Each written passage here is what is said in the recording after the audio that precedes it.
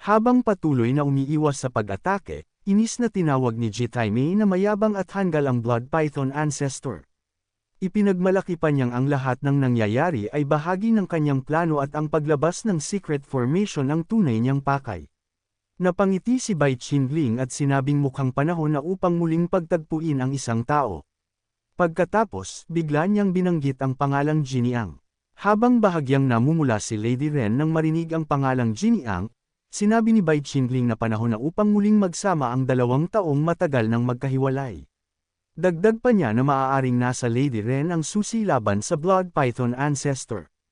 Habang namamula si Lady Ren mapanuksong niyang sinabing balak nitong gumawa ng kung ano-anong kalokohan sa harap ng lahat.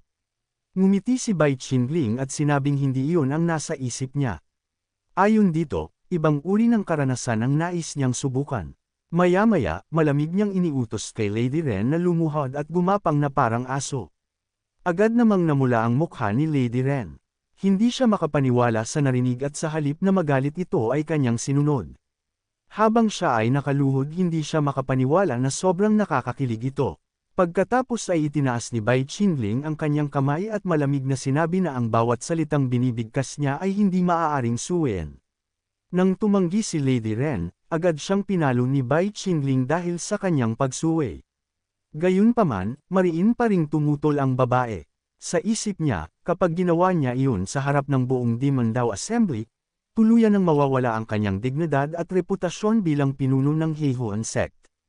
Habang pinagmamasdan ni Bai Qingling ang reaksyon ni Lady Ren, napailing siya at sinabing kung ano-anong bagay na naman ang naiisip nito. Samantala, napangiwi ang Blood Python ancestor nang mapagtantong ang tila mahina at duwag na kabataang nasa harap niya ay isa palang malaking banta.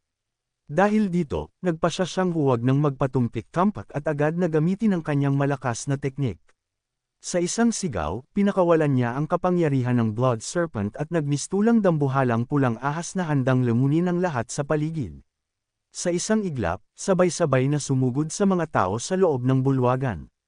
Napasigaw si Lady Ren nang makita ang isang napakalaking bibig ng ahas na papalapit sa kanya at inakalang malalamon na siya. Ngunit sa gitna ng panganib, kalmado lamang na tinawag ni Bai Qingling si Madam Ren at Shinger. Kasabay nito, mabilis siyang kumilos at sumugod patungo sa gitna ng nagwawalang mga ahas. Habang napapalibutan ng dambuhalang pulang ahas, malakas na ipinahayag ng Blood Python ancestor na nagsisimula pa lamang ang tunay na laban. Sa buong bulwagan, nagsimulang magwala ang mga ahas at habulin ang mga cultivator. Marami ang nagtakbuhan at nagsisigawan habang desperadong sinusubukang makatakas sa kanilang mga pangil. Kasabay nito, mapanghamak na sinabi ng Blood Python ancestor na napakahina ng Demon Path ng Eastern Lands. Ayon sa kanya, ang mga hindi makapapasa sa pagsubok na ito ay karapat-dapat lamang maging pagkain ng kanyang mga ahas. Pagkatapos ay itinuro niya si Bai Qingling at idineklarang hindi rin ito magiging exception. Ngunit sa halip na mataranta, bahagyang ngumiti lamang si Bai Qingling. Habang pinagmamasdan ang pagwawala ng mga ahas, tila interesado pa siya. Habang nagwawala ang mga dambuhalang ahas, nanatiling kalmado si Bai Qingling at hinamon pa ang Blood Python ancestor na ipakita ang tunay nitong kakayahan. Sa sumunod na sandali, bigla siyang nilamon ng isang napakalaking ahas at dinala sa loob ng kakaibang espasyong nababalot ng kulay ube at malagkit na enerhiya. Sa loob ng misteryosong lugar na iyon, mabilis na napagtanto ni Bai Qingling na bahagi ito ng bitag ng Blood Python ancestor. Gayunpaman, sa halip na mabahala, kalmado niyang sinuri ang paligid at sinabing sa pamamagitan ng mga bakas na naiwan ni Shinger at ng iba pa, madali niya silang matutunton. Ngunit bago pa siya makakilos, bigla siyang napalingon sa isang direksyon. Laking gulat niya nang makita si Li Zhu na nakagapos sa malalamang pader ng espasyong iyon. Agad nitong tinawag ang kanyang master at nahihiyang inamin na muli na naman siyang nadakip ng kalaban. Dagdag pa nito, napakalakas ng puwersang humihigop sa kanya kaya hindi siya makalaya. Habang nakatingin kay Lizzo, banayad na tinanong ni Bai Qingling kung balak ba nitong bigwan ang kanyang master sa Pononet Island na kagapos doon. Dagdag pa niya na kapag nakalaya ito, baka maging pagkain lamang ito ng Blood Python ancestor. Agad namang sumagot si Lizzo na may karapatan ang kanyang master na pag-alitan siya. Dahil doon, pinakawalan niya ang kanyang lakas at pilit na kumawala sa pagkakagapos. Dahil sa lakas ng kanyang pagpiglas, napatalon si Lizzo at bumagsak mismo sa harap ni Bai Qingling. Mahiyain pa niyang tinanong kung maayos ba ang kanyang ginawa. Bahagyang ngumiti si Bai Qingling at hinaplos ang kanyang ulo bago sinabing sa susunod ay huwag na itong muling magpapahuli sa kalaban.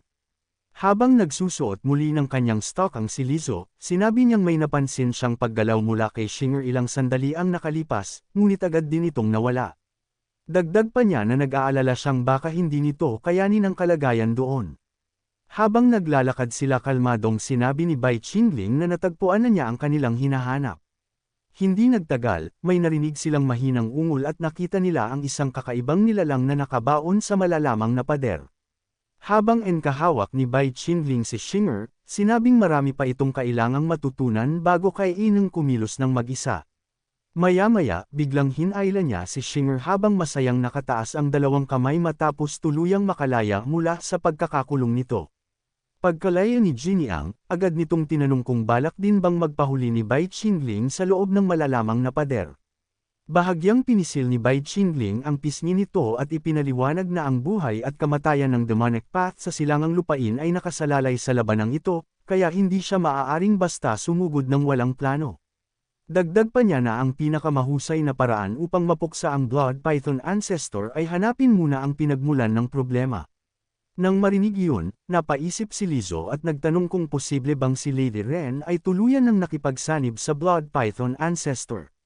Sa sandaling iyon, isang figure ang unti-unting lumitaw mula sa malalamang na pader sa kanilang harapan. At dito muna nagtatapos ang chapter na ito.